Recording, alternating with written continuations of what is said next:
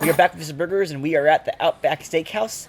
It represents an American attempt at making Australian food, and things like the bathroom says blokes instead of men or gentlemen. And the burgers, from what I've seen, when we ordered the basic burgers, haven't come here yet. I'll be eating some Aussie bread first. I'm just gonna straight up cut it in half and eat half of it. 'Cause my dad doesn't like bread very much, or not like I do. It comes from being a carnivore. I normally don't do butter. I'll take a little bit butter.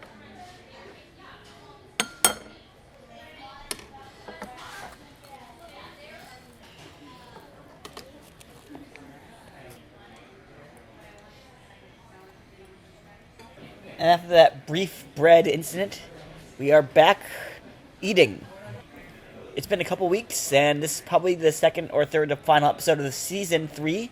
Instead of having a season go all the way through, I'm going to take a summer break and come up with fresh ideas for season 4. Maybe there's some in-between stuff. But this episode will not be a finale episode. It'll be a standard episode where I eat fries in a weird way that confuses some more people in the world.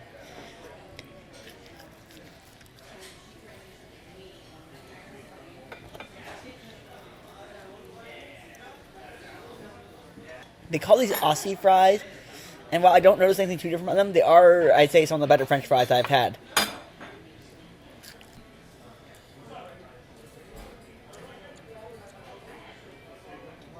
And this is the burger. It is the burger. The burger. It's very thick.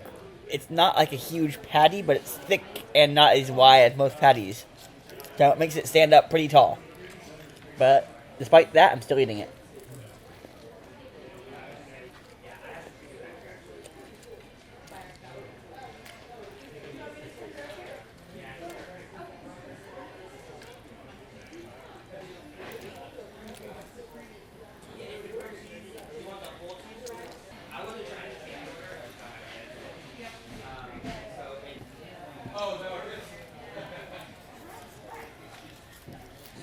For taste, I'm giving this burger a 9.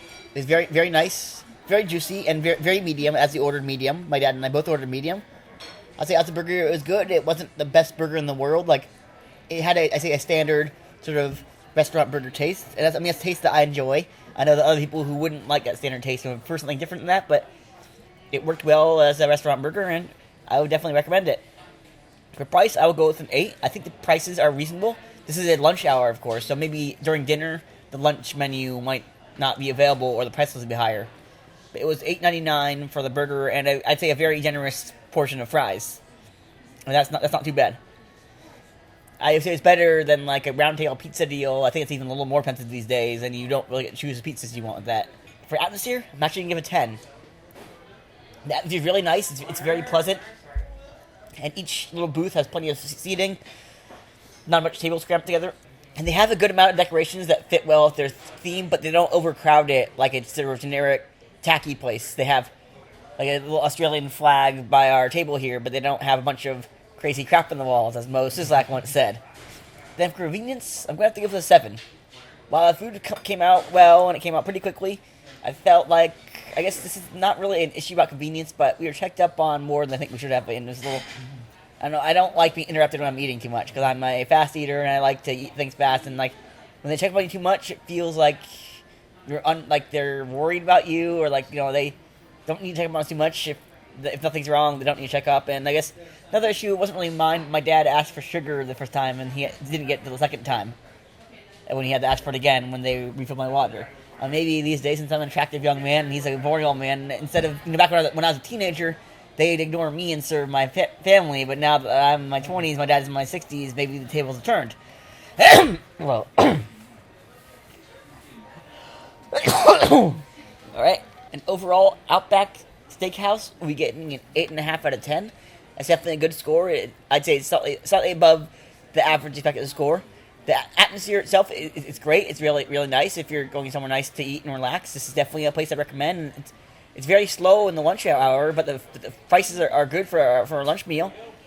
And it's a place that I wouldn't mind going to again if we had to go here again. And I want to call it the Outback Shack, because that's the little story out of Great America in their little water area. but it's called the Outback Steakhouse, and I approve that message. So I had the same classic Outback burger as Mr. Burgers did, as you can see. It's cooked pink, which is nice. The bun is very tender. It's more like ground sirloin than ground regular beef. Very tender patty.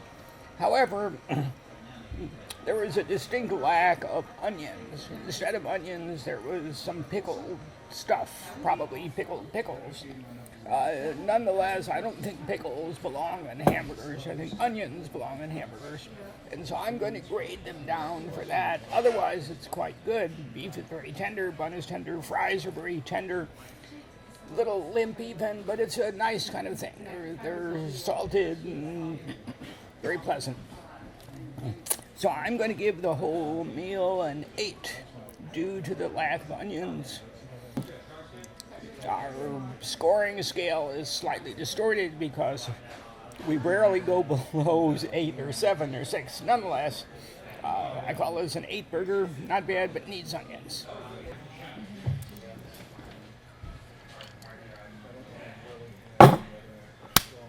We're back with me, and that's the end of episode 21 season. This is the first season we've had more than 20 episodes, and now it is meltdown time.